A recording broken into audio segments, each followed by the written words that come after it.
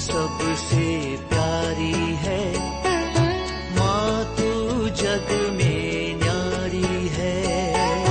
माँ तू सबसे प्यारी है, माँ तू जग में न्यारी है। अपने आंचल में रखना, अपने आंचल में रखना, हमें वरदानों से भरना। माँ तू सबसे प्यारी है, माँ तू जग में न्यारी है। माँ तू सबसे प्यारी है, माँ तू जग में न्यारी है। पिता, पुत्र और पवित्र आत्मा के नाम पर आमीन। आप सबों को जय यीशु। आज का क्लास सूक्ति ग्रंथ उसके अध्याय 30 वाक्य 7 से 9 तक। सूक्ति ग्रंथ प्रोवर्ब्स चैप्टर 30 वर्स 7 to 9। ये आगुर की सूक्तियां हैं, प्रार्थनाएं हैं। आगुर कैसे प्रार्थना करते हैं,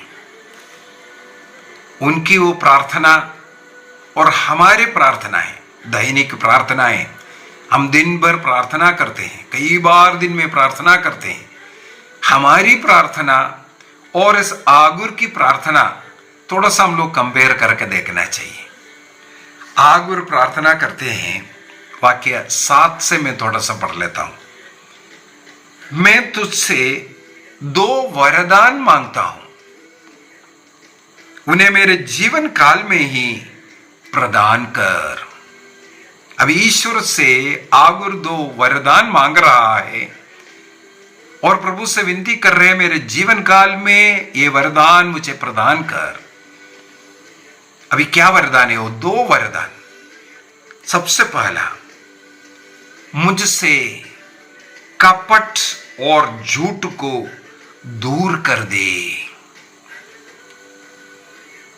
सबसे पहला वरदान मांग रहा है, मुझसे कपट और झूठ को दूर कर दे। हमारी प्रार्थना ऐसा होता है क्या? हम क्या प्रार्थना करते हैं? देखो, आगुर कहते हैं, प्रभु मेरे अंदर ऐसा कोई कपट स्वभाव, कपटता हमें मालूम है, दिखावा कुछ, करना कुछ और, बोली कुछ, मीठा मीठा बोल करके लोगों को पीठ पर चूरी मारने वाला,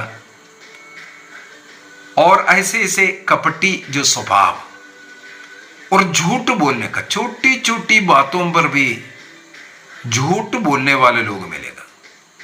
हर सांस में झूठ बोलने वाला मिलेगा। झूठ बोलने में आनंद लेने वाला, पता नहीं कितना झूठ लोग दिन भर बोलते हैं। यहां आगुर प्रार्थना करते हैं, प्रभु मुझसे झूठ को दूर कर दो। ये जो कपटी स्वभाव है उसको दूर कर दो, अर्थात मुझे सत्य ईमानदारी का जीवन जीने वाला बनाओ। मैं तेरे सामने निर्दोष बनकर के रहना चाहता हूं। मेरे अंदर ऐसा कोई कपट, ऐसा कोई दुर्गुण ना रहे। ओह, कितना सुंदर प्रभु ईसा मसीह ने हे पिता हमारे प्रार्थना सिखाए। उसके अंदर प्रभु सिखाया हम लोगों को, ऐसा प्रार्थना करो, बुराई से मुझे बचाओ प्रभु। हर बुराई से बचाने के लिए हम प्रतिदिन प्रार्थना करते हैं। क्या हमारे मन में ऐसे विचार आते हैं, मेरे अंदर ये झूठ बोलने का, धोखा देने का, बारंबार दूसरों की निंदा करने का, घमंड का, पता नहीं कैसे कैसे अपराध हम दिन भर करते हैं। बहुत ही सुंदर एक प्रार्थना आज हम लोगों को मिल रहा है। सूक्ति ग्रंथ अध्याय 30 वाक्य 8 के अंदर सबसे पहले आग्रह करते हैं, प्रभु मुझसे कपट को, झूठ को मुझसे निकाल दीजिए। मेरे इस जीवन में मैं इस प्रकार निष्कपट सत्य ईमानदारी का जीवन जीने वाला बनना चाहता हूं। ईश्वर का नाम ही सत्य है। तेरा राज्य आवे, तेरी इच्छा पूरी होवे, हम लोग प्रतिदिन प्रार्थना करते हैं, वही प्रभु की विनती में, तेरा राज्य आवे, तेरी इच्छा पूरी हो। इसका मतलब प्रभु तू मुझ में राज्य कर, तू मुझ में निवास कर, तेरे जैसे जीने के लिए तेरी इच्छा, मेरी इच्छा नहीं तेरी इच्छा मुझ में, मेरे जीवन में पूरा हो, यही आग्रह है। तब हमारे अंदर ये आग्रह आएगा, मेरे अंदर कोई ऐसा कपटी स्वभाव ना रहे, कोई झूठ का स्वभाव ना हो, सत्य का, ईमानदारी का, पवित्रता का जीवन जीने का आग्रह के साथ यहां पर आगर प्रार्थना करते हैं। पहला बहुत ही सुंदर। अभी दूसरा प्रार्थना क्या है? 2 बात मांगा है। दूसरा आग्रह करते हैं, प्रभु मुझे ना तो गरीबी दे और ना अमीरी, मुझे ना गरीब बनाना ना अमीर बनाना, मुझे आवश्यक भोजन मात्र प्रदान करना। उसका क्यों, वो वाक्य 9 में लिखा है, कहीं ऐसा ना हो कि धनी बनकर मैं तुझे ही अस्वीकार करें, धनवान बनने को, अरे मेरे मेहनत के कारण, मेरे बुद्धि के कारण दिन भर में मेहनत करता हूं इसलिए पैसा हुआ, ऐसा ऐसा घमंड अहंकार का वचन मुझसे ना निकले। तेरे दिए हुए बिना मेरे पास क्या है प्रभु? यदि आज मैं खड़ा हूं, बैठा हूं, बात कर रहा हूं या कुछ काम कर रहा हूं, तेरे द्वारा देने वाले उस शक्ति और सामर्थ्य के द्वारा ही तो हो रहा है।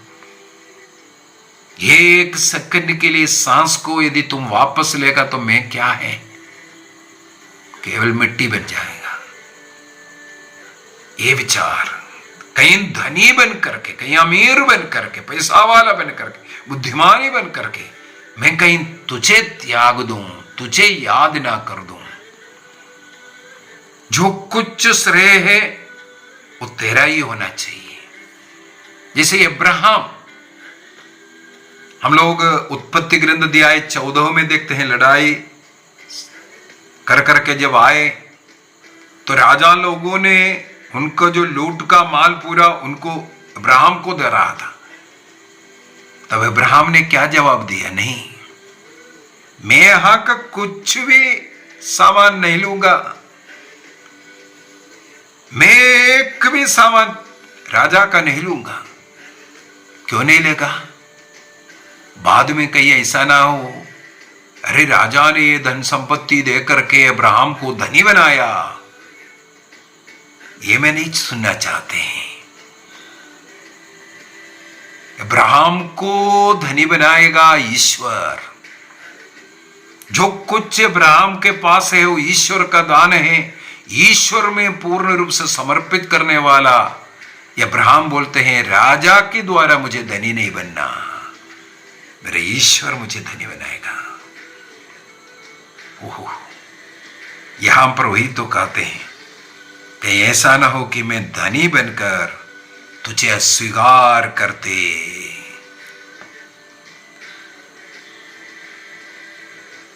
हुए कहूं प्रभु कौन है। ऐसे ही होता है। पैसा, धन, शक्ति, सामर्थ्य जब आएगा, सब मेरा मेहनत के कारण। प्रभु क्या है? प्रभु ने क्या दिया? दूसरा, अथवा दरिद्र बन करके कहीं चोरी ना कर बैठे और ईश्वर के नाम को मैं कलंकित करूं। ईश्वर पर्याप्त मात्रा से मुझे सब कुछ देने वाला है, न्याय दिया इसलिए चोरी किया, इस प्रकार ईश्वर का नाम को कलंकित ना करें। इसलिए प्रभु से प्रार्थना करें, प्रभु मुझे जितना भोजन की आवश्यकता है उतना देना, न ज्यादा न कम। ईसा मसीह ने वही प्रभु की विनती फिर से प्रार्थना क्या करवाया। प्रभु ने कहा तुम प्रार्थना करते वक्त ऐसा प्रार्थना करो, प्रतिदिन का आहार आज मुझे दे, आज की जरूरत जितना है उतना दे दो।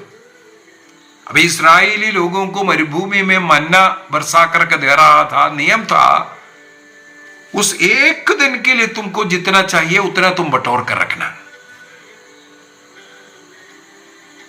एक दिन के भोजन के लिए जितना चाहिए, कल के लिए नहीं रखना। जो कई लोग ज्यादा भर दिया, कल भी अगर बाई चांस कल नहीं आया मिलने से कल के लिए भी होने दो, उनका वो सड़ गया, नष्ट हुआ। जो कम लिया उनको कुछ कमी भी नहीं हुआ। इस प्रकार प्रभु हमारे जरूरतों को पूर्ति करता है, ये जान करके ये अपना आगुर प्रार्थना करते हैं, प्रभु मुझे आवश्यक भोजन मात्र प्रदान करना, मेरे जीवन निर्वाह के लिए जो जरूरत है तू जानता है प्रभु, वो दिया करना। बस सीधी सी बात है। जो लालच वो एक बुरी, 7 मूल पापों में एक मूल पाप है, एक बुरा आदत है, बुरी आदत है लालच। लालची बनने के बाद किसी भी तरीके से इकट्ठा करने के लिए कोशिश करता है। तो ऐसे ऐसे पापों में ना गिरने के लिए इनकी प्रार्थना है। अब हम लोग हमारी प्रार्थनाओं को भी थोड़ा सोच कर देखो, हम लोग प्रतिदिन कितना प्रार्थना करते हैं, कैसे कैसे प्रार्थना करते हैं। प्रभु ईसा मसीह ने सिखाया, मत्ती का सुसमाचार दिया है 6 वाक्य 33 में, तुम सबसे पहले ईश्वर का राज्य, उसकी धार्मिकता का खोज करो, तो एक धर्मी बन जाओ, बाकी तुम्हारे जीवन में जो कुछ जरूरत है वो प्रभु दे देगा।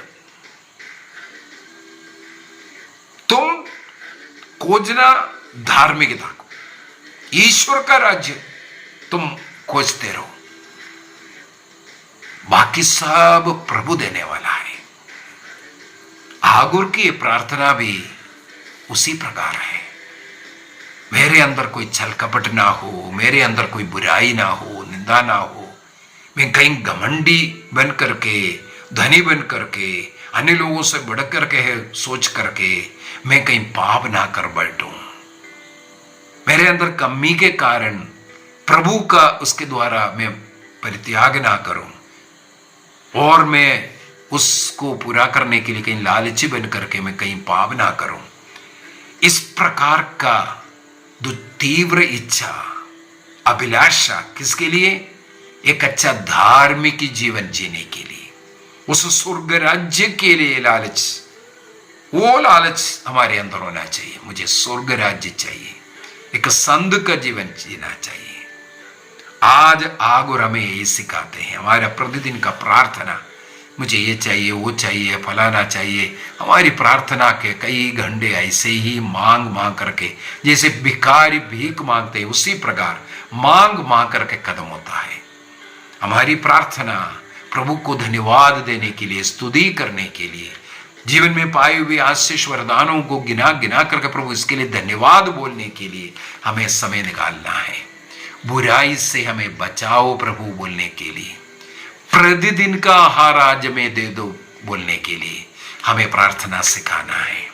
बुराई से दूर रहना और प्रतिदिन का आहार प्रभु में आश्रित रह करके, प्रभु में जीते हुए, जो कुछ है उसके लिए प्रभु को धन्यवाद देते हुए जीने के लिए प्रभु हमारी सहायता करे। आइए हम अपनी आंखें बंद करें, प्रभु को धन्यवाद देते जाए। फिलिपियों का पत्र दिया है 4 वाक्य 19 के अंदर, फिलिपियंस 4:19। हमारी आवश्यकता को जानने वाला प्रभु हमारी आवश्यकता को पूरा करेगा। जो भी जरूरत है वो प्रभु पूरा करेगा। ये वादा करता है। प्रभु से प्रार्थना करो जैसे मसीह ने सिखाया है। मत्ती का सुसमाचार अध्याय 6 के अंदर, हे पिता हमारी प्रार्थना, प्रभु की विनती। वाक्य 11 के अंदर हम लोग प्रार्थना करते हैं, प्रभु प्रतिदिन का आहार आज हमें दे। प्रभु का शरीर रक्त रोज ग्रहण करने, एक अच्छा धार्मिक जीवन जीने, बुराई से पाप से दूर रहने के लिए प्रभु से सहायता मांगे। प्रभु हम सब के साथ रह करके एक अच्छा जीवन जीने के लिए मदद करें। जिस प्रकार आगूर ने प्रार्थना किया, छल कपट और झूठ से मुझे बचा।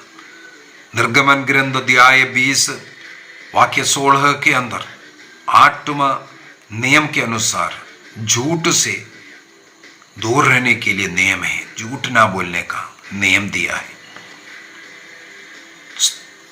प्रोवर्ब्स सूक्ति ग्रंथ अध्याय 12 वाक्य 22 में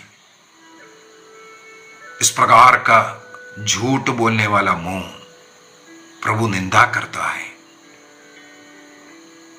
कैथोलिक कलीसिया का धर्म शिक्षा ग्रंथ 2464 का वांस और 68 के अंदर 2464 एंड 68 प्रभु हमें यही सिखाते हैं। एक संत का जीवन, धार्मिक जीवन जीने के लिए, प्रभु में आश्रित रहने के लिए, सत्य ईमानदारी का जीवन जीने के लिए हमें बार बार ऐसा प्रार्थना करना है। जीवन भर प्रार्थना करना है, प्रभु मैं 2 चीजें मांगता हूं, बुराई से मुझे बचा, छल कपट से, झूठ से मुझे बचा, और मेरे प्रतिदिन के आहार मुझे प्रदान करना। प्रभु मुझे ना धनी बनाना ना दरिद्र बनाना। एक धार्मिक जीवन जीने के लिए जितनी जरूरत है प्रभु उतना देना। इस समय पर सभी परिवारों को मैं समर्पित करता हूं। जितने भी लोग ये क्लास देख रहा है, सबों पर प्रभु का अनुग्रह आशीष बरसे, पवित्र आत्मा उतरावे, सभी रोगियों को चंगाई मिले, शारीरिक पीड़ाओं से इन्हें मुक्ति मिले, बच्चों को अच्छा जीवन, पवित्र जीवन जीने का कृपा मिले, माता पिता के अधीन रहकर उनके कहना मान करके अच्छा जीवन जीने की कृपा मिले, पवित्र आत्मा का शक्ति एवं सामर्थ्य बच्चों पर उतरावे, उनकी पढ़ाई में, उनकी परीक्षा में प्रभु उनकी मदद करें। जितने भी लोग ऐसे प्रार्थनाएं मांगे उन सबों को समर्पित करता हूं। इस समय पर परीक्षा लगने वाले बच्चों को समर्पित करता हूं, बेरोजगार बच्चों को, युवक युवतियों को, अविवाहितों को, निसंतानों को सब समर्पित करता हूं। इसी समय पर प्रभु की आत्मा वचन सुनने वालों पर उतरावे, यीशु की आत्मा की शक्ति उन पर प्रकट हो, सब प्रकार के बंधनों से, पाप से उन्हें मुक्ति मिले। प्रभु का अनुग्रह आशीष हरेक के जीवन में आवे। वचन सुन करके जिनको भी प्रेरणा आया है, प्रभु मुझे भी ऐसा प्रार्थना करना है, यही प्रार्थना दोहराते रहे। प्रभु मुझे छल कपट से, बुराई से, झूठ से बचा कर रखना। प्रभु एक अच्छा धार्मिक जीवन जीने के लिए, परिवार में रोज प्रार्थना करने के लिए, सब प्रकार के पाप के अवसरों को दूर फेंकने के लिए मुझे शक्ति प्रदान कर। प्रभु मुझे प्रभु चाहिए, उस स्वर्ग राज्य की, उस महिमा की ओर मैं आगे बढ़ता रहूं। प्रभु हम सबों को आशीष प्रदान करे, पिता, पुत्र और पवित्र आत्मा के नाम पर आमीन। आप सबों को जय यीशु।